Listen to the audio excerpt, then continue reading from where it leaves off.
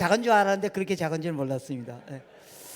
네, 소개해 주셔서 감사하고요. 저는 현재 지금 하는 일은 미션 파트너스에서 일을 하고 있고요. 한국 로잔 위원회 부의장 맡고 있고 2024 대회에서는 프로그램 팀의 팀원으로 지금 준비를 하고 있습니다. 네, 하고 있습니다. 그래서 요 제목을 그러니까 로잔 운동의 복음 전도와 사회적 책임 그리고 그 이해와 한국교회 적응 이 강의를 저보고 했으면 좋겠다고 할 때 제가 약간 주저했습니다. 한 가지는 첫 번째는 이제 현재는 제가 지금 좁은 의미에서 좀 타문화권 선교 쪽에 집중하고 있기 때문에 사회 참여나 이런 그림들을 그려내는데 적합하지 않다라는 생각을 했고, 그러나 이제 또 다른 측면에서 볼 때는 제가 지금 프레젠테이션 할 거가 아니면 로잔 지난 50년 역사가 개인적으로 저 개인의 영적 전이었습니다. 예, 로잔 운동이 시작된 거하고 진행되는 과정, 그리고 한국 안에서 제가 좀 더 설명하겠지만 어떻게 특별히 이 영역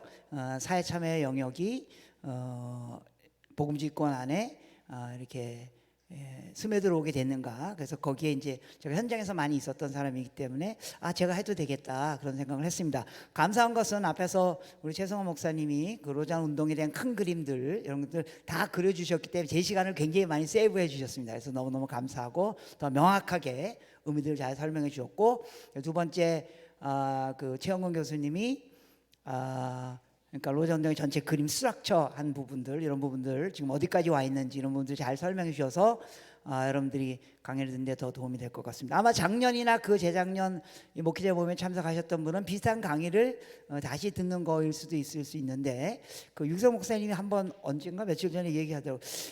이 로잔 강의를 그냥 한 10번쯤 들으니까 이제 로잔이 뭔지 알겠다고. 그래서 여러분들 이제 3번 참석하신 겁니다.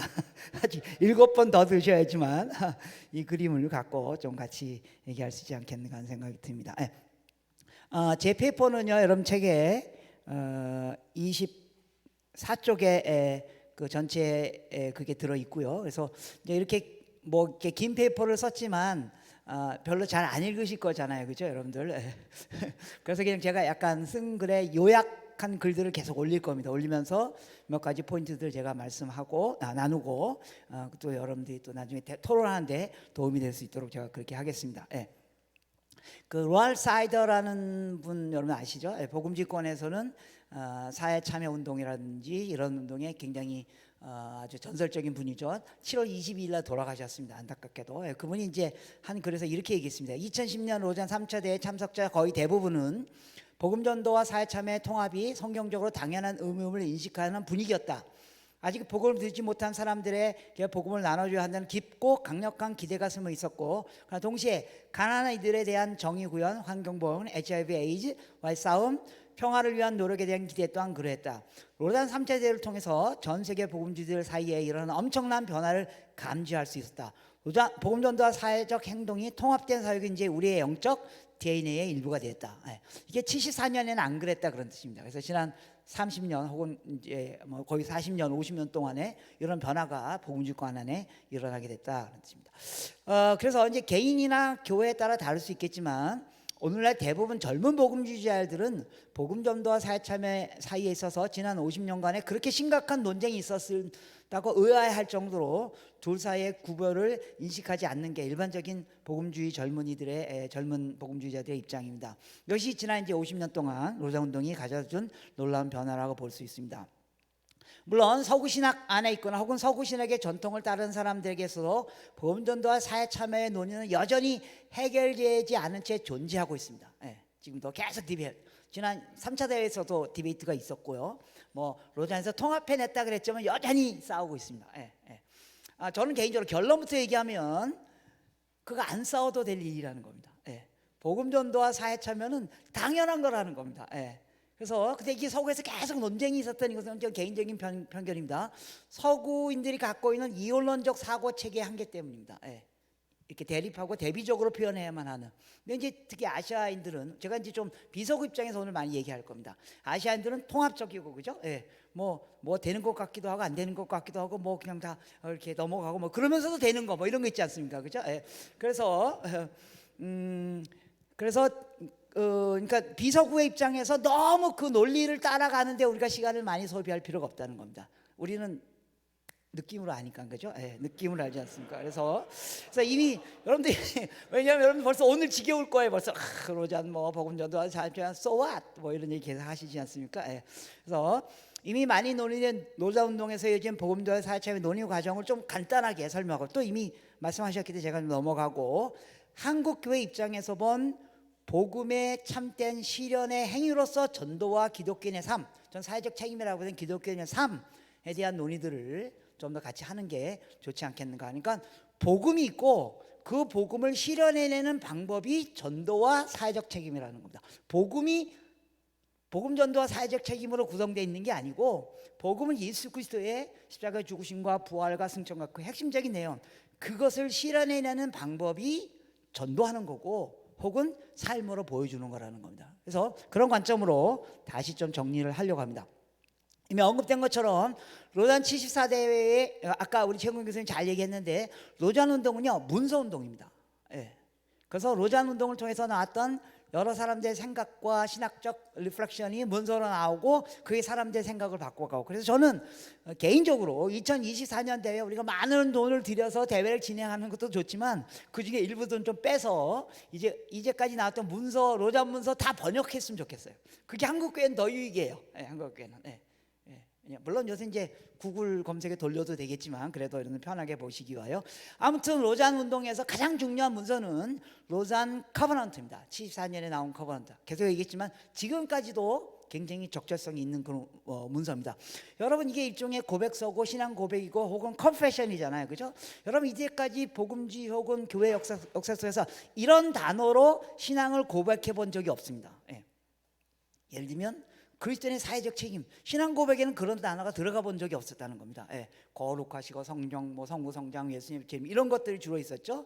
또 예를 들면 복음 전도를 위한 협력, 우리 협력해야 된다, 이런 게 신앙 고백에 별로 안 들어가 있었습니다. 또 10번에 있는 복음 전도 문화, 그 다음에 교육, 리더십, 영적 전쟁, 자유와 핍박, 이런 거는 소위에서 전통적인 교회의 그 신앙 고백 안에는 안 들어있던 단어였다는 겁니다. 예. 근데 이것을 가감히 신앙 고백에, 우리의 신앙 고백에 집어넣은 것이 로잔 언약입니다. 그래서 그것이 오늘날에도 굉장히 유효하다고 생각이 듭니다. 예. 계속 언급됐지만 5항에 그리스도인의 사회적 책임이 굉장히 우선순위를 갖고, 그러니까 하나님, 성경, 예수님, 복음의 본질하고 그 다음에 사회참여, 이게 딱 들어간 것이 로잔 74 대회에서 우리 복음주의자들이 사회참여에 대한 큰 깨달음이 있었다, 그런 뜻이겠죠. 예, 그래서 이미 우리 앞에서 다 보여주셨지만 이제 제가 한 것 중에 노란 글씨로 된 부분만 보시면 됩니다. 하나님은 인간의 모든 종류의 억압으로부터 해방시키는 일에 하나님 관심이 있으시고, 그리고 때로는 맨 밑에 줄에 우리가 이 사실을 등한시했고, 때로는 전도와 사회 참여를 서로 상반된 것을 서로 여겼던 것을 회개한다. 예, 이게 굉장히 중요한 스텝. 우리가 회개한다는 거죠. 예. 그래서 전도와 사회 참여는 우리 그리스도인의 의무의 두 부분임을 인정한다. 예. 그래서 이 두 부분 모두 하나님과 인간에 대한 교류와 이웃을 위한 사랑, 그리고 예수 그리스도에 대한 우리의 순종을 나타내는데 필수적이다. 예. 그래서 그 맨 밑에 행함이 없는 믿음은 죽은 것이다 하고, 그 다음에 성경까지 쭉 나와 있습니다. 그러니까 여러분들이 로잔 커버넌트를 나중에 공부하실 때 로잔 커버넌트는 그냥 문장이 아니고 성경 구조를 연결해 놓은 겁니다. 어떤 의미에서 성경 구조를 현대적 표현으로 연결해 놓은 겁니다. 그래서 여러분들이 로잔 언약을 보시면 반드시 성경 구조를 읽으셔야 됩니다. 그래서 이 성경 구절이 현대어로 이렇게 표현될 수 있구나. 그래서 그것을 갖고 여러분들이 설교하는데 많이 사용하시면 도움이 됩니다. 그래서 로잔 건 성경 구절의 연결이라는 겁니다.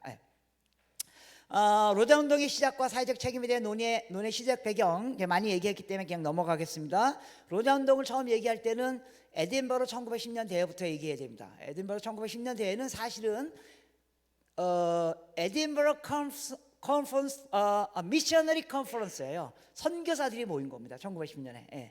선교사들이 왜 모였냐면 아시죠? 그때 서양 선교가 가장 피크를 이룰 때입니다.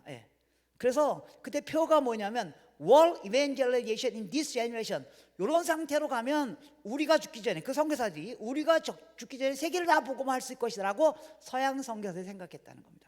그래서 다 모인 겁니다. 그때는 다 서양 선교사들이었기 때문에요. 그래서 그렇게 좋은 의도로 모였는데 이제 이게 연합운동이다 보니까 이게 나중에 뭘로 바뀌냐 하면, 그래서 1910년 에든버러 선교사 대회는 개인의 모임입니다. 개인들이 그냥 온 겁니다. 선교사 개인들이 온 겁니다. 마치 여기도 그래서 로잔 운동은 단체 연합이 아닙니다. 예. 개인. 그래서 여러분들 다 그냥 개인 자격으로 오신 겁니다. 예.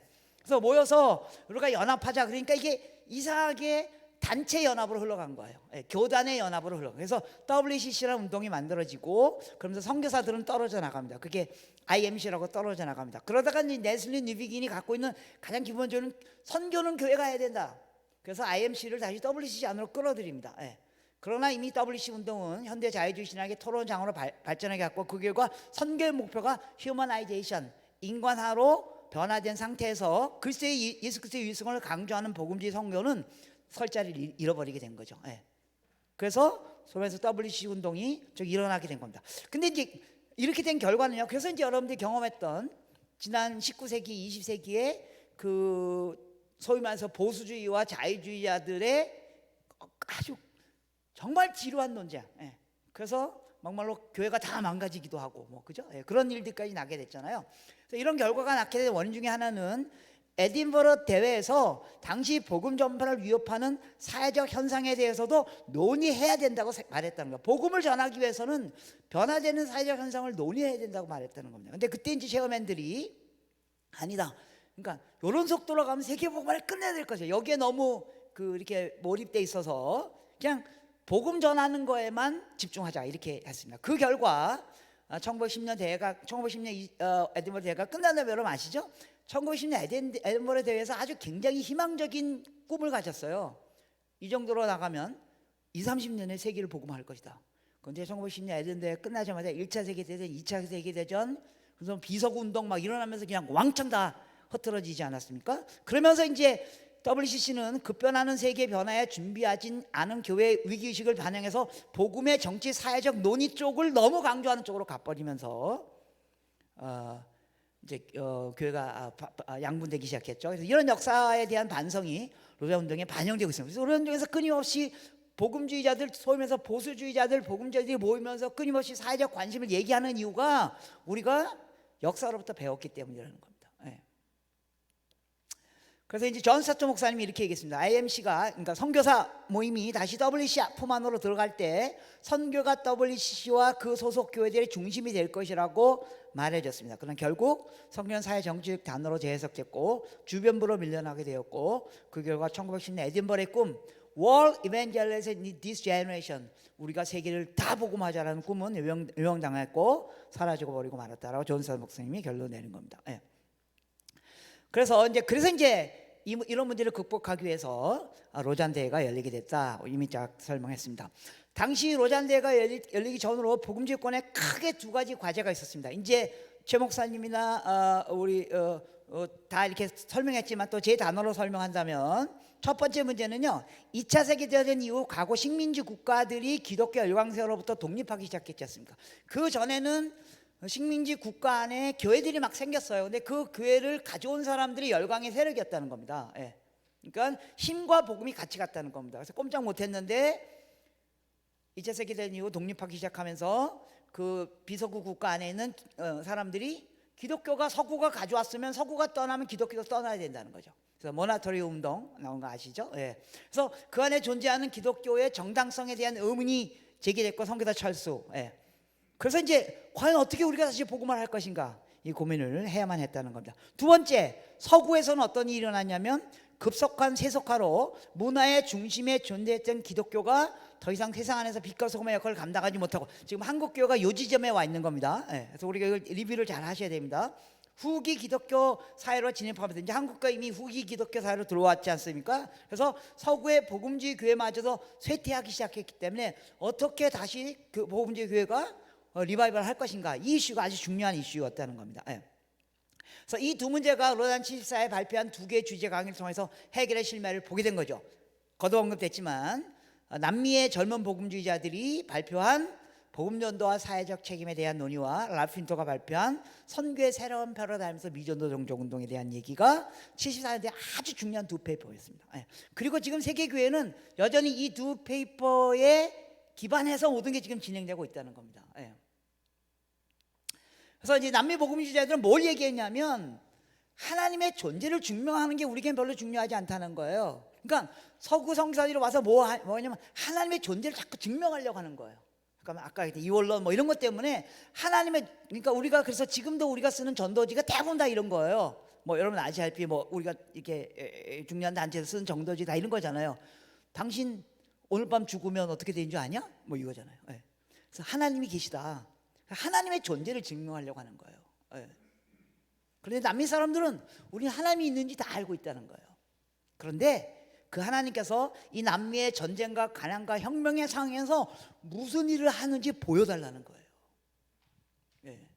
그래서 결국 우리의 삶으로 복음을 프로클레이션 하는 것도 중요하지만 복음을 데몬스트레이션, 복음이 삶으로 보여져야만 복음이 전파된다. 우리 남미에서는. 그래서 사회적 책임이 복음의 복음 전파의 일부임을 제시한 겁니다. 그러니까 서구 중심의 선교 운동이 조금씩 이제 변하는 그 과정을 설명하는 겁니다. 두 번째, 랄프 윈터의 시각은 아직도 우리 선교하시는 분들이 이 시각을 안 갖고 있는 분들이 많이 계셔요. 선교는 멀리 가는 게 아닙니다. 이게 멀리 가서 지리로 멀리 가서 어떤 나라를 복음하고 어떤 나라를 정복하고, 이게 서구 식민지적 패러다임이라는 거예요. 그러니까 선교가 그렇게 시작됐다는 겁니다. 그러니까 서구 국가가 선교하면서 동시에 뭐예요? 식민지 지배를 하잖아요. 그러니까 식민지 지배하는 것과 선교가 같은 패러다임으로 갔다는 거예요. 그래서 멀리 가서 어떤 나라에 가서 그 나라 안에 교회를 세우고 지배하고 그 패턴으로 갔다는 거예요. 랄프 윈터가 계속 얘기하는 것은 선교가 지리적 개념이 아니고 문화적 개념이라는 거예요. 선교는 멀리 가는 게 아니라 다른 문화에 가는 거라는 거예요. 복음이 있는 문화에서 복음이 없는 문화로.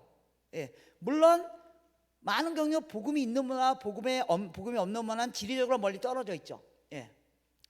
식민지 시대는 그랬어요. 1차 세계대 2차 세계까지 최근까지도 그랬어요. 근데 최근에 들어와서는 복음이 없는 문화가 어디에 있다는 거예요? 우리 옆에 와 있다는 겁니다. 한국에 250만 명 뭐 외국인 근로자 또 우리가 막 가고 막, 그래서 선교를 지리적 개념으로 이해하는 게 바로 식민지적 시대의 선교 패러다임이라는 거예요. 그걸 랄프 윈터가 얘기한 거예요. 그냥 뭐 해안선 선교시대, 내지 선교시대, 그다음에 종족 그런 얘기한 거 아닙니다. 오해하시면 안 돼요. 그래서 선교는 지리로 가는 게 아니고 국가로 가는 게 아니고 사람에게 가는 거라는 겁니다. 그래서 우리가 일본에 선교사로 간다는 말은 일본 땅에 가는 게 아니에요. 일본 사람에게 가는 거라는 거예요. 그래서 여러분들 우리가 이런 저산지를 내게 주시고 뭐 이런 노래 있잖아요. 그런 노래는 이제 조금 천천히 부르셔야 돼요. 그거 너무 많이 부르니까 선교대 자꾸만 가서 땅 사고 막 이러잖아요. 선교는 땅 사는 게 아니고 사람을 얻는 거라는 거죠. 그래서 사람을 얻는 거라면 복음을 듣고 있는 문화보다는 이미 들었던 문화는 굳이 가지 않아도 된대요. 그 안에 교회가 있으니까. 그래서 복음을 듣지 않은 문화, 그게 바로 종족 개념이라는 거죠. 그래서 거기를 가야 되는, 그 얘기를 하는 거예요. 그래서 최근에 이제 막 선교 쪽에서도 랄프 윈터가 얘기한 세 시대, 해안선 시대, 내지 선교시대, 종족 선교시대. 그러면 네 번째 시대는 무슨 시대냐? 그 다른 레이어를 얘기하는 겁니다. 랄프 윈터가 그 얘기를 한 게 아니라는 겁니다. 종족 선교 시대가 끝이라는 겁니다. 모든 문화 안에 복음이 돼요. 근데 그 모든 문화 안에 복음이 들어가기 위해서 요새 뭐 뱀도 해야 되고 뭐 디아스포라도 해야 되고 그런 걸 얘기하는 거지, 이걸 혼돈하시면 안 된다는 겁니다. 랄프 윈터가 그 얘기를 50년 전에 했는데 아직도 우리가 정확히 그걸 캐치 못하고 있는 경우도 있습니다. 아무튼 이게 아주 중요한 세계 기독교를 바꾸는 중요한 그런 프레임이 된 겁니다. 그래서 빌리그람 목사님이 개설교에서 이 네 가지를 얘기했는데, 로잔대를 통하여 전도에 대한 성경적 근거 만들기, 세계복음화의 과업 안수를 위해 교회를 도전하기, 사회참여의 복음 전도를 관계를 규정하기, 그다음에 복음주의자들 사이에 새로운 코이니오냐 형성, 교제. 그래서 이제 로잔 운동은 사실은 프렌드십입니다. 플래십, 조직의 연합이 아닙니다. 친구들끼리 모여가지고 관심사를 나누고 자기 친구를 더 끌어오고. 그래서 여러분들이 여기 지난번에 왔던 목사님이 또 여러분 꼬셔가지고 할 수 없이 오셨잖아요, 그죠? 그래서 이렇게 이제 그렇게 친구들끼리 그런 교제들이 늘어나는 그런 모임이라는 거죠. 그래서 그걸 좀 더 확산하자, 그런 뜻입니다. 존 사트 목사님이 74년 주제설교에서 이렇게 했습니다. 첫 번째는 주제설교의 전도의 성경과 기초였는데, 이런 게 이제 패러다임을 바꾸는 거죠. 그가 이제 성경 핵심 구절로 전통적으로 사용했던 마태복음 28장 19절 20절도 좋지만 요한복음 20장 21절, 요한복음 10장 18절을 전도의 성경적 기초로 삼아야 된다고 얘기했다는 겁니다. 뭡니까? 아버지께서 나를 보내신 것처럼 나도 너희를 보내리라. 아버지께 나를 세상에 보내신 것 같이 나도 그들을 세상에 보내었고, 그러니까 하나님이 예수님을 이 땅에 보내셔서 하라고 하신 것처럼 예수님이 우리를 세상에 보내는 게 성교이기 때문에 하나님이 예수님 보고 하라고 했던 일을, 즉 예수님이 이 세상에서 했던 일을 우리가 그냥 하면 된다는 겁니다. 예. 그래서 선교의 주체가 하나님이시라는 것과 선교는 예수님이 이 세상에서 하신 일, 예수님이 뭐 하셨냐 이거죠. 복음서에 보면 가르치시고 가난한 자 먹이고 병든 자 고치고 소외된 자 찾아가고, 예, 죄사함을 촉구하고, 예, 그래서 이걸 다 하는 게 그냥 선교라는 거죠. 그런 의미에서 총체적 복음 전대 패러다임을 제시하게 된 겁니다. 예. 이미 설명했지만 이런 많은 이제 그래서 이제 요르단 74세에 나와 그 이후에 많은 이런 대회들을 통해서 아주 구체적인 그런 한 주제들을 다루게 됐습니다. 그래서 여러분 주제들을 보시면 아까 최 교수님 다 설명했지만 굉장히 그 전통적인 복음주의에서 다루지 않았던, 예, 그 다음에 이제 맨 위에 보면 선교 현장과 영적 전투, 이런 거는 서구교회에서 안 다뤘던 이슈입니다. 예. 서구교회에서는 영적 전투, 뭐 귀신 놓아채는 거, 힐링하는 거 이런 거 별로 관심이 없거든요. 예. 근데 실제 선교 현장에서는 여러분 아시죠? 요새 무슬림들이 기독교로 돌아오는 대부분의 사람들이 선교사들이 복음을 전해서 그런 게 아니고요, 그들이 꿈과 환상에서 하나님을 직접 보는 거죠. 예. 그래서 보고 선교사들 찾아오는 겁니다. 예. 그래서 선교 현장에서 영적 정도와 기적과, 그래서 이번 우리가 지난주 아시아 컨퍼런스 할 때도 뭐 기적, 이적, 치유 이런 얘기들을 굉장히 많이 다뤘습니다. 예. 자, 그럼 74대 이후 사회 참여에 대한 논의가 어떻게 발전했냐면, 논의 기간 중에 아까도 말씀하셨지만 계속 싸웠습니다. 이 논쟁이 우선 74세의 두 리더인 빌리 그레엄 존스에 존재했고요, 남아공 2020년 2010년대까지 존재했습니다. 지금도 계속 존재하고 있습니다. 예. 그런데 이제 그런 논쟁이 있음에도 불구하고 같이 할 수 있는 거는 we agree to disagree. 예. 우리가 다르더라도 우리가 같이 할 수 있다. 예. 그래서 복음주의라는 큰 그 신학적 가치, 예수 그리스도의 유일성과 로단에서 얘기하는 그 신학적 가치에 우리가 동의하면 조금 달라도 함께 할 수 있다는 겁니다. 예. 그래서 뭐 나중에 여러분 아까 최 목사님 아까 얘기했지만 존 사트 목사님하고 비교를 하면 거의 치고받고 할 수준으로, 아침 먹으러 가가지고 서로 막 치고받고 할 수준으로, 예, 그런 젠틀하신 분들이, 예, 그 정도 차이가 있었습니다. 예. 일부 보수주의자들은 로잔 언약이 로잔 대회의 원래 의도인 타문화권 선교의 의도를 분산시켰다고 말하고, 또 다른 일부에서는 로잔 언약에서 기술된 사회적 비전은 복음지의 옷을 입은 오래된 사회복음이었다. 예. 그래서 소셜 가스펠이라고 비난하기도 하고 뭐 그런 일들이 계속 일어나게 됐습니다. 예. 그래서 대회 기간 중에도 일부 사람들은 비록 로잔 언약 초안이 나왔지만 로잔 언약 5항에서 복음전도의 사회 참여가 뗄 수 없는 관계임을 언급했지만 그 관계가 어떤 관계인가는 구체적으로 정의하지 않았다고 비판합니다. 그래서 굉장히 추상적이라는 거죠. 예. 서구 사람들은 명확해야지만 이해가 되잖아요. 그러니까 우리는 그냥 해도 이해가 되는데 그분들은 잘 이해가 안 됩니다. 예. 그래서 이제 그 안에서 또 Theology and Implication and Radical Discipleship이라는 그룹이 그 대회 기간 중에 만들어졌어요. 그래가지고 복음전도 사회 참여 이론적 접근을 거부하고 성경의 권위와 세계 복음화의 과제에 전적으로 헌신하면서도 복음전도의 복음전도의 우선성이란 말 자체가 논란이 되는 거예요. 복음전도의 우선성 맞는데, 복음의 우선성이란 말은 맞는데 복음전도의 우선성이란 말은 고민하게 된다는 거죠. 그래서 그런 말보다는 세상에서 하나님의 구속사역의 범위를 확장할 거다. 하나님 만물이 구속되는 것을 원하시기 때문에, 그러면 그것은 인간만 해당되는 것이 아니라 계속 얘기했던 환경의 문제도 포함되어야만 한다라고 얘기하는 일들이 74세회 때 이미 나왔습니다. 예. 그래서 이제 존 스타트 목사는 이런 것도 거기다 담고 싶었어요. 예. 근데 이제 또 어떤 그런 균형을 유지해야 되기 때문에 로잔 언약에는 담지 못하고 그냥 따로 그 에드옥 페이퍼로 그때 제공이 됐습니다. 예. 그래서 이제 계속해서 그럼에도 불구하고 이런 변화들 때문에 복음지권 안에서 사회 참여는 새로운 위상을 갖게 됐고, 이것이 20세기 내내 해결하지 못했던 근본주의자와 현대주의의 분열을 극복하는 길을 마련해 주기도 했습니다. 예. 네.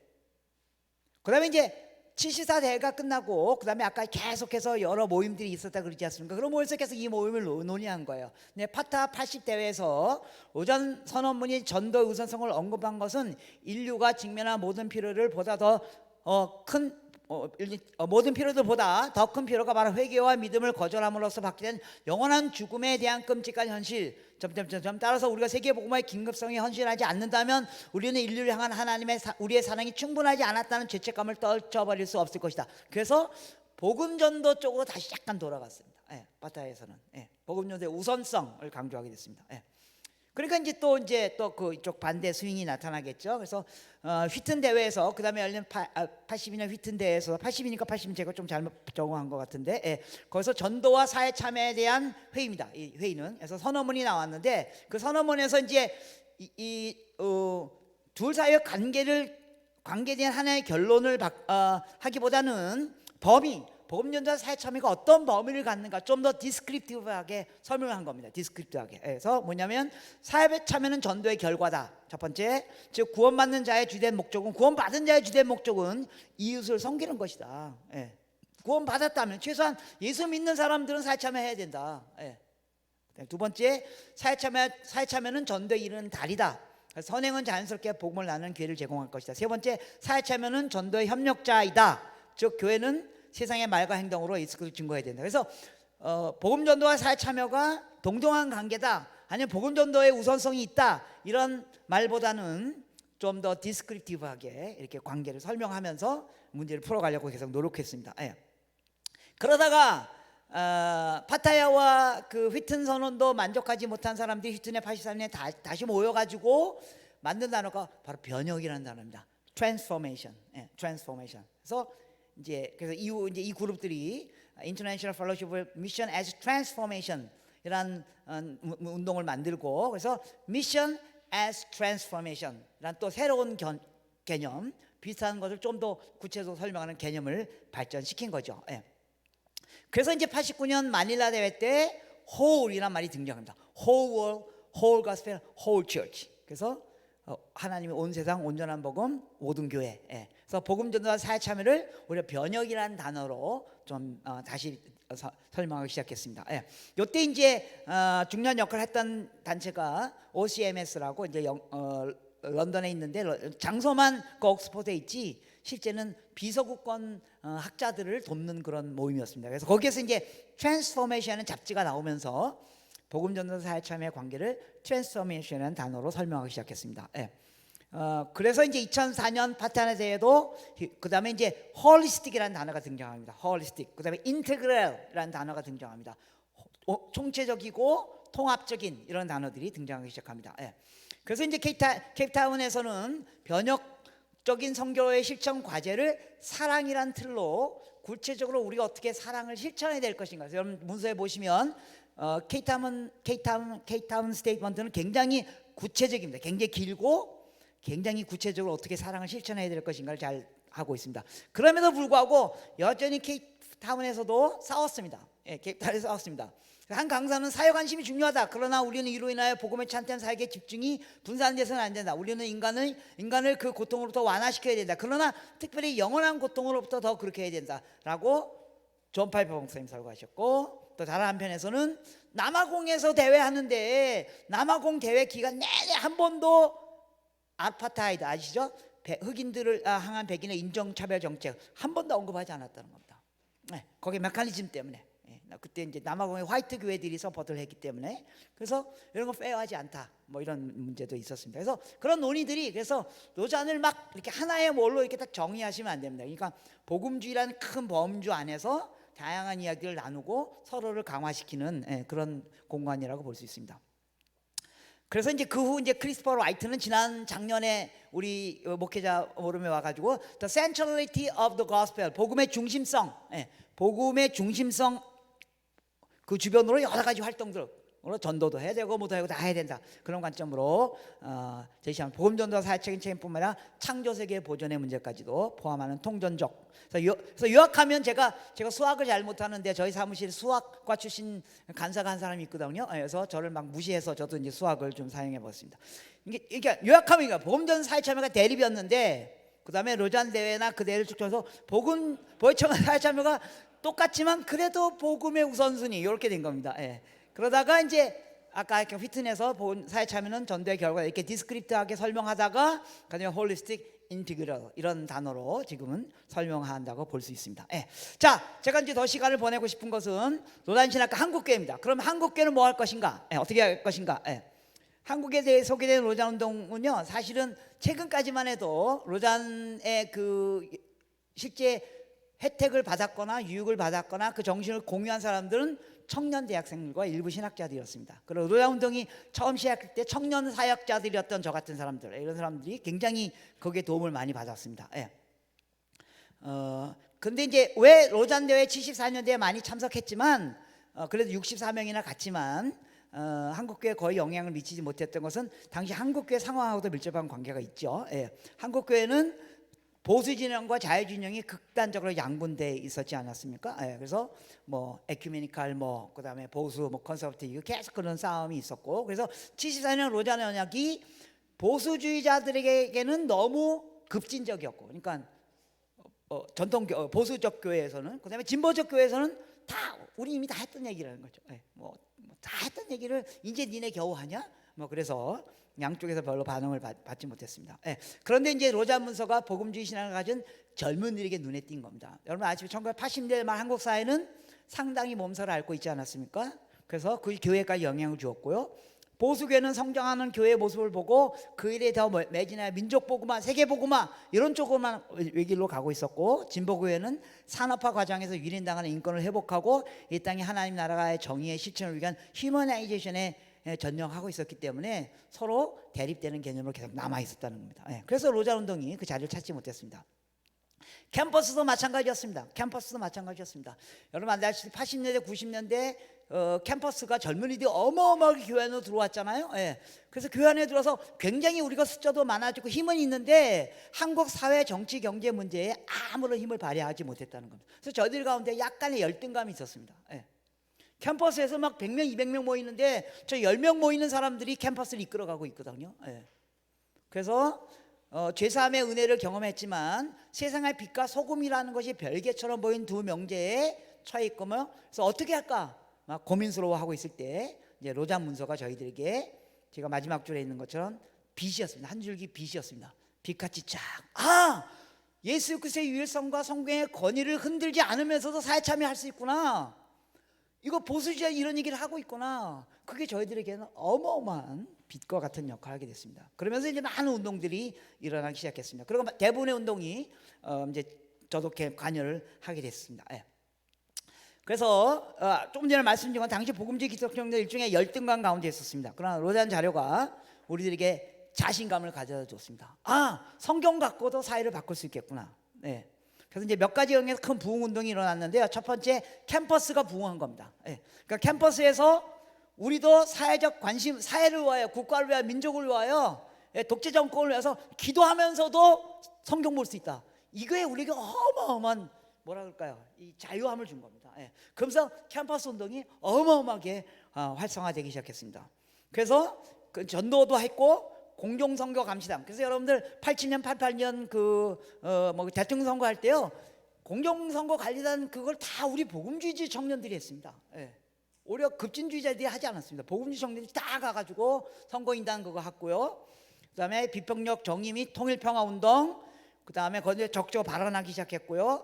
그러면서 캠퍼스 안대들이 어마어마하게 부흥하기 시작했습니다. 뭐 거기에도 갈등이 있긴 있었습니다. 그래서 저도 막 단체에서 막 쫓겨나기도 하고 뭐 그렇게 갈등이 있었습니다. 근데 두 번째, 복음주의 리더들, 서구 복음주의 리더들이 쓴 서적들을 번역해서 출판하기 시작했습니다. 그때 이제 학생단체들이나 이런 데서 출판사들이 만들어지기 시작하면서 서양의 책들을 많이 번역해요. 근데 특히 이제 IBP가 중요한 역할을 했습니다. 그래서 마틴 로이 존스, 존 스타트 같은 성경 강해지뿐만 아니라 복음주의 지성을 강조한 마클러 칼 헨리, 또 아까 우리 최 목사님 다 설명했습니다. 제임스 사이어, 그다음에 기독교 세계관 운동, 하워드 요다, 로럴 사이더, 정치, 경제, 사회, 문화, 사무엘 에스코바, 네슬리 너빈, 크리스토퍼 화이트 이런 사람들의 서적들이 소개하기 시작하면서 서울에서 세계관 운동이 일어나기 시작하면서 복음 전도의 삶의 실천들을 구현해 가기 시작했습니다. 그러면서 이제 세계관 운동이 80년대, 90년대 어마어마하게 일어났습니다. 그래서 기독교 학술 동역회, 창조과학회, 기독교 경영회, 학문가 신학 운동 이런 운동들이 젊은 교수들과 대학생 운동을 중심으로 해서 일어나게 됐습니다. 예. 그런데 이제 이 부분에 그래서 이런 운동이 일어나기 위해서 많은 서구의 좋은 복음주의적 서적을 공급해야 되잖아요. 그 일을 누가 했냐면 웬트워스 웨슬리 씨라는 분이 있습니다. 예. 이분 우리가 꼭 기억해야 된다. 이분은 선교사도 아니고요, 그냥 미군 엔지니어로 미군 군인 군속이라 그러나요? 와서 미군 용산에서 엔지니어 했던 분입니다.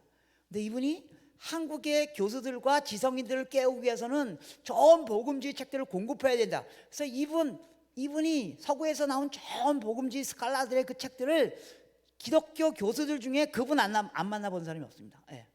그래서 이분이 겸손하게 지금도요, 그분요 뭐 집도 없고요, 그냥 IBP 그 방 옆에다 그냥 나무 이렇게 판대기 깔아놓고 사시는 분이 주무시는 분이거든요. 예. 우리가 80년 80년은 뭐죠? 회가 환가 회가 80년 뭡니까? 80년 없습니까? 예. 뭐 하여간 회가 환가 이런 거 다 해드렸는데 아무튼 너무 겸손하시고 자기가 다 자비량으로. 예.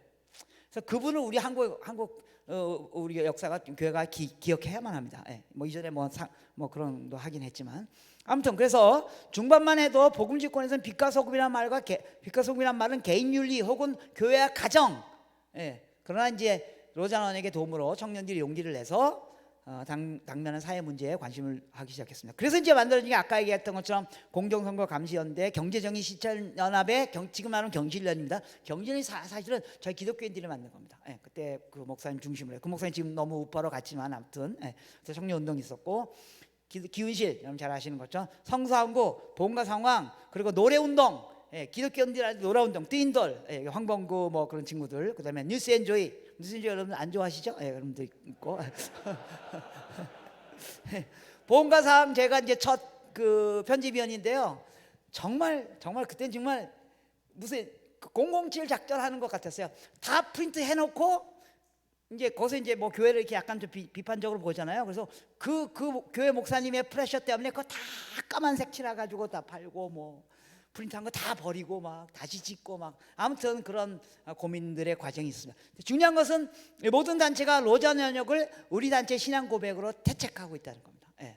그래서 아까 제 목사님도 계속 얘기했지만 복음주의, 소위 말하는 복음주의 좌파, 복음주의 우파를 우리가 다 품을 수 있다는 겁니다. 왜냐하면 we agree to disagree. 달라도 괜찮다는 거예요. 복음의 본질에만 우리가 동의를 하면. 그래서 그런 펠로십이기 때문에 그러면서 서로를 돕고 또 발전하는 그런 일들이 계속 일어나게 됐습니다. 그 다음에 전문인들 모형, 그래서 이제 직업별 누가 해, 기독 교사 모임, 법률인들 모임, 기독 간호사회, 그 다음에 낙태반대 운동은 제가 나중에 좀 더 설명하겠습니다. 기독교 미디어 모임, 뭐 강남 직장인들 뭐 이런 것들이 교제 중심에서 삶의 문제를 해결하는 쪽으로 고민을 하기 시작합니다. 거기서 많은 자료들이 나오기 시작하고 이게 한국 교회, 특히 보수적 복음지권 교회를 건강하게 하는데 중요한 역할을 했다고 생각됩니다. 자, 그럼 미래적 전망. 진단 1. 약간 저의 편견이 있습니다. 서구 이율론의 한계를 넘어서야 된다고 생각합니다. 복음전도와 사회참여에 대한 긴 논쟁은 이율론이란 서구 인신론의 한계가 일부 자리 잡고 있습니다. 우리도 한계가 있지만 그들도 한계가 있잖아요. 그래서 비서구 입장에서 볼 때는 이거는 일부는 불필요한 논의입니다. 불필요한 논의입니다. 왜냐하면 여러분 진짜 사회참여를 제일 많이 하는 집단이 우리 보수교회들입니다. 보수교회들. 그런데 거기 조금만 단어만 다르게 써도 막 아닌 것처럼 이렇게 말하는 그런 거 있지 않습니까? 그래서 이거는 비서구 입장에서는 불필요한 논의고 서구신학의 세속화와 이에 따른 논의 구조 안에서 발생한 것입니다. 그래서 복음의 본질을 제대로 이해하고 소위 말해서 총체적으로 이해한다면 복음이 선포되는 과정에서 그것이 삶과 동반되어야 된다는 것은 너무나 당연한 것이라는 겁니다. 그래서 우리가 그것을 상상력을 가지고 성실하게 추구해 갈 필요가 있습니다. 문제는 한국교회 연약함이 있죠. 왜냐하면 한국에 소개된 서구 신학의 두 사이의 갈등이 한국에 그대로 소개된 거잖아요. 선교사님들이 그 갈등을 갖고 우리나라에 온 거잖아요. 그래서 그 갈등을 또 그대로 우리한테 심어줬기 때문에 그런 내재한 부분들이 있고, 그다음에 6.25 전쟁 이후 기독교와 이데올로기의 어떤 그런 관계들 있고요. 또 여러분 잘 아시는 겁니다. 또 한국 사회가 급속히 성장하는 과정에서 발생한 문제가 한국교회 안에 그대로 투영되어 있어서 한국교회의 세속화를 이끌어갔고, 이것이 오늘날 우리의 전도에 많은 어려움에 걸림돌로 작동하고 있습니다. 자, 세계적인 전망. 그럼 앞으로 어떻게 될 것인가? 빌리 그레함과 존 스타트 그리고 이들이 복음에 대한 열정을 뒤따르는 많은 이들이 20세기 후반에 복음주의 신앙을 새로 부활시켜서 네오 이반젤리칼리즘을 이제 로자 운동을 통해서 이제까지 이끌어왔다는 겁니다. 근데 이제 우리가 21세기 들어가면서 이제 또 우리가 새로운 시대에 들어가지 않습니까? 그러니까 포스트 이반젤리칼리즘 시대. 그래서 그럼 포스트 이반젤리칼리즘 시대에서는 어떻게 이반젤리즘 복음을 어떻게 재정의하고 해석해야 될 것인가? 그 안에서 한국교회 역할은 무엇인가? 오늘의 세계 교회는요, 다중심적으로 나갑니다. all direction, polycentric. 그래서 로자에서 이제 polycentric이라는 단어를 많이 사용합니다. 그래서 선교도 from everywhere to everywhere. 그러니까 한 방향이 아니라 다방향 가고 오고 하는 그런 쪽으로. 그래서 복음이 선포 정도가 아니라 보여주는 것, 말씀과 삶이 같이 전달되는 겁니다. 아시는 내용입니다. 이거는 아까 얘기했고요.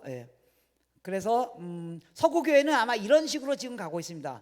서구 교회는 기존의 교회 형태인 교단 교파 형식이 약화되고 있습니다. 그러니까 최근 개신교의 분열의 한 축이었던 자유주의 신학이 붕괴되면서 그 안에서 또 서구 교회 안에서 역사적 교회 전통을 따르던 교파와 교단이 그 힘을 잃어가고 있습니다. 그러니까 서구에서는 뭐 장로교, 감리교, 성공회 이런 그룹들이 굉장히 힘을 잃어가고 있지 않습니까? 그래서 교단이나 교파를 구분하는 신학이 과거처럼 명확하지 않습니다. 그래서 교파주의나 교단주의를 넘어서서 새로운 형태의 교회 모습, 그래서 fresh expression of the church라는 운동이 일어납니다. 그래서 교단이나 교파를 넘어서, 그러니까 expression of church, 교회 expression이 어떤 교단이잖아요. 그래서 그런 것들을 넘어서는 운동으로 사람들이 모이고 있습니다. 그래서 교단과 교파보다는 생각이나 신학이 비슷한 사람들 중심으로 이렇게 움직이는 그런 현상이 나타나고 있습니다. 두 번째, 그래서 자신의 신앙적 확증을 중심으로 재편성되고, 예를 들면 동성애, 젠더 문제, 성령 운동 같은 문제에 있어서 교단과 상관없이 동성애를 찬성하는 교회들끼리 묶이고 동성애를 반대하는 교회들끼리 묶이고, 예를 들면 미국의 감리교나 장로교가 동성애 문제 때문에 다 갈라진 거 아시죠? 거기서 한인교회들도 기존 장로교에 속해 있던 한인교회들 다 나왔잖아요. 아깝죠? 그 재산 다 내려놓고, 정말 믿음의 결단이에요. 그 재산 다 내려놓고요. 어마어마한 교회에서 교단에 놓고 내려와야 되거든요. 내려놓고 그냥 다 나온 겁니다. 그래서 자기의 신학적 확증에 따라 움직여갈 수 있습니다. 그래서 따라서 서구교회와 비서구교회의 구분보다는 교회 안에 공통으로 등장하는 사회적 현상에 대한 입장에 따라 세계교회 진영이 재편될 수 있습니다. 이게 이제 성공회 안에서 지금 일어나고 있는 현상입니다. 예를 들면 서구와는 다르게 비서구의 복음주의자들은 성경의 권위, 젠더 이런 것들에서 굉장히 보수적인 신앙의 입장을 취하고 있습니다. 동시에 사회정의나 부패, 정권 등에 대해서는 상당히 급진적인 태도를 취하고 있습니다. 그래서 이런 문제에 따라 교회도 달라지지 않겠는가 하는 생각이 듭니다.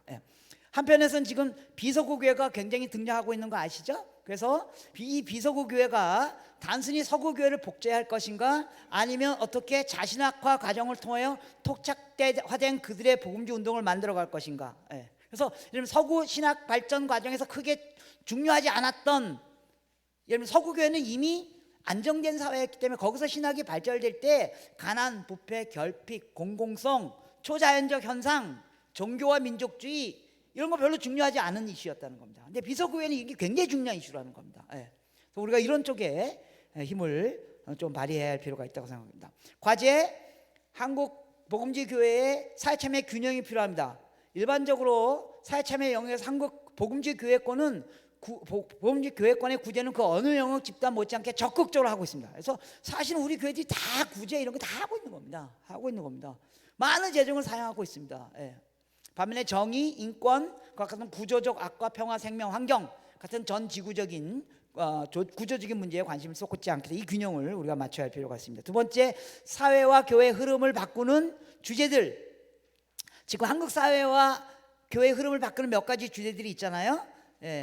여기에 우리가 좀 투자할 필요가 있습니다. 오늘 한국 사회의 문화와 사회와 교회의 문화의 도덕적 가치를 크게 흔드는 문제에 대한 기독교적 대안을 제시할 영역이 있습니다. 예를 들면 동성애 문제, 뭐 다 아시죠? 근데 여러분 혹시 올 여름에 그 퀴어 축제 가보신 분 있으세요? 한 분도 없으시죠? 그래서 우리가 솔루션을 못 찾는 겁니다. 예. 여러분 올 여름에 퀴어 축제 할 때요, 여러분 아시죠? 그 시청에 딱 그 길을 중심으로 해서 길에 이제 경찰이 가운데 쭉 있고 이쪽엔 퀴어들이 모이고요, 이쪽에는 교회들이 모여가지고 쭉 그 집회를 동시에 했습니다. 예. 근데 퀴어 쪽에서는 어떻게 했는지 아십니까? 문화 행사였습니다. 문화 행사. 우리는 반대 집회였습니다. 이걸 지금 예수 안 믿는 사람들이 바라다 본다는 겁니다. 그러면 예수 안 믿는 사람들은 문화 축제에 더 관심이 있다는 겁니다. 우리가 전략을 바꿔야 됩니다. 올해 퀴어 축제 때요, 중후반 클라이막스 때 누가 등장했는지 아세요? 미국 대사, 캐나다 대사, 영국 대사, 이탈리아 대사, 덴마크 대사 다 올라왔습니다. 미국 대사는 그날 부임하는 날이에요. 공항에서 그 자리를 바라봤습니다. 자기가 뭡니까? 자기가 동성애자이기 때문에요. 그래서 그걸 바라보고 있는 사람들은 와우. 네. 그래서 그러니까 동성애 지금 뭡니까? LGBTQ의 그 전략이 뭐냐 하면 이거는 사실은 생물학적 이슈예요. 예, 생물학적 이슈예요. 예. 혹은 과학의 이슈예요. 그걸 문화의 이슈나 인권의 이슈로 바꿔가고 있습니다. 거기에 우리가 어떻게 대응해야 될 것인가, 이거 놓치면 우리 젊은이들 다 놓칩니다. 낙태 문제는 1994년에 저희 그룹이 처음으로 한국에서 소위 말하는 공식적으로 개신교가 낙태 반대 운동이라는 걸 만들었습니다. 예. 그 전에 개신교는 개인적으로 그 얘기는 한 사람이 있었지만 없었습니다. 그리고 천주교가 많이 했죠. 그래서 저희 안에서 한 5명의 싱글들이었어요. 그때 저희 다 싱글들이었어요. 싱글들이 뭘 생각했냐면 1980년대 말에서 90년대 넘어가면서 민주화 문제는 곧 해결될 거라고 생각했습니다. 예. 그리고 해결됐잖아요. 그래서 우리가 생각해서는 앞으로 한국 사회가 직면해야 할 문제, 저는 개인적으로 첫 번째 생명에 관한 문제, 두 번째 미디어 문제라고 생각했습니다. 그리고 워크플레이스, 직장 안에서. 그래서 이 세 운동을 저희가 시작했습니다. 그 중에 하나가 이제 생명에 관한 문제로 생명을 아끼는 모임이라고 그냥 5명의 그냥 젊은이들 그냥 모아서 우리가 스터디하고 그 다음에 캠페인하기 시작하고, 너무너무 감사한 게 지난주에 이재현 목사님이 국회에 가서 하면서 때문에 저 20대 30대 저희 싱글들이 국회 앞에 가서 맨날 이거 데모하고 있었거든요. 그게 지금 한 40년 만에 이제 큰 교회 목사님들이 드디어 나서 하니까 너무 제가 감개무량한 거예요. 예. 그거 바라다 보면서. 예. 그래서 그냥 서너 명이 모여서 글 쓰기 시작한 거예요. 예. 그러다가 이거 같이 해야 되겠다. 그 기훈실한테 연락하니까 기훈실이 그래. 그 다음에 김현철 목사님이라고 그 목산 침례교회, 그분이 개인적으로 이 운동을 하셨던 분이거든요. 미국에서 그 낙태 문제에 굉장히. 그래서 그 사람들이 모여가지고 낙태 반대 운동 연합이라는 걸 만든 겁니다. 그냥 몇 사람이. 예. 그리고 지금 프로 라이프 운동으로 굉장히 큰 역할을 하고 있습니다. 예. 아시죠? 여러분 다 아시죠? 그러니까 올해 내년이 굉장히 중요한 해입니다. 예. 소수자 보호법하고 포괄적 소수자 보호법하고 이거 통과되면 어마어마한 변화가 일어납니다. 사실은요. 네. 이거 어떻게 하든지. 저희가 80년대 90년대 모자보건법 막느라고, 정말 저희는 모자보건법 막느라고 여러분 동의하지 않을 수도 있지만 저는 불교인들하고도 같이 협력했습니다. 캐톨릭하고는 당연하고요. 예. 같이 국회 가서 맨날 세모하고 그다음에 그거 쓰고 그렇게 해서 모자보건법을 겨우겨우 막아놨었거든요. 예. 그런데 이제 대법원에서 이게 위법이다. 그래서 그래가지고 이제 지금 다시 법을 다시 만들어야 되는 입장이 있지 않습니까? 예. 여성 문제, 여러분 그 이제 낙태 문제 이런 거 하기 위해서 정부가 일종의 공청회를 해요. 공청회를 하면 여성 리더들을 모으잖아요. 여성 운동하는 리더들을 모아요. 그런데 정부가 뭐라고 했는지 아십니까? 기독교 여성 운동가들이 한 명도 없었다는 겁니다. 그 모임에. 그래서 그냥 정부는 이렇게 객관적으로 자, 여성 운동하는 사람을 모십시오. 그러면 소위 말해서 페미니스트 그 그룹들이 여성 운동들을 다 잡고 있잖아요. 그분들이 다 가는 거예요. 정부는 할 수 없이 그분들의 이야기를 들을 수밖에 없어요. 그래서 여러분들이 이런 말에 동의하지 않을 수도 있지만 크리스천 페미니스트들이 있어야 됩니다. 예. 그래서 거기서 같이 대화해야지만 우리의 소리가 들어가게 되잖아요. 지구 환경 문제 다 아시는 문제입니다. 예. 그래서 이제 제가 최근에 글을 하나 썼는데 200년 전에 의료 선교사라는 말이 없었습니다. 선교사들이 선교지에 가봤더니 가장 큰 문제가 뭐냐, 사람들이 뭐 때문에 많이 죽냐하면 의료문 때문에 죽는 거예요. 그래서 의사들이 가기 시작했어요. 그래서 의료 선교라는 말이 생겼고, 지금은 선교에서 의료 선교라는 말 빼면 안 되잖아요, 그죠? 예. 아시다시피 지금 선교 현장에서 사람들이 왜 죽어가는 줄 아세요? 천연 재앙 때문에, 그죠? 예, 환경 문제 재앙. 그때 사람들이 죽어가고 있습니다. 그래서 그걸 돕는 사람들을 보내셔야 됩니다. 그리고 그 사람들을 환경 선교사 이렇게 가야 된다는 겁니다. 예. 이제 의료 선교사는 너무너무 자연스러운데 환경 선교사 그럼 뭐야 이렇게 되잖아요, 그죠? 예, 그래서 이런 변화들의 논의가 있어야 됩니다. 그래서 교회 안에서는요, 교회 안의 논리는요, 죄송합니다, 2분만 더 쓰겠습니다. 윤리와 공유의 문제, 여러분 잘 아시죠? 예를 들면 이런 겁니다. 교회 안에서 넘어갔어요, 시간 없어. 그 다음에 겸직 목회, 이게 지금 핫 이슈입니다.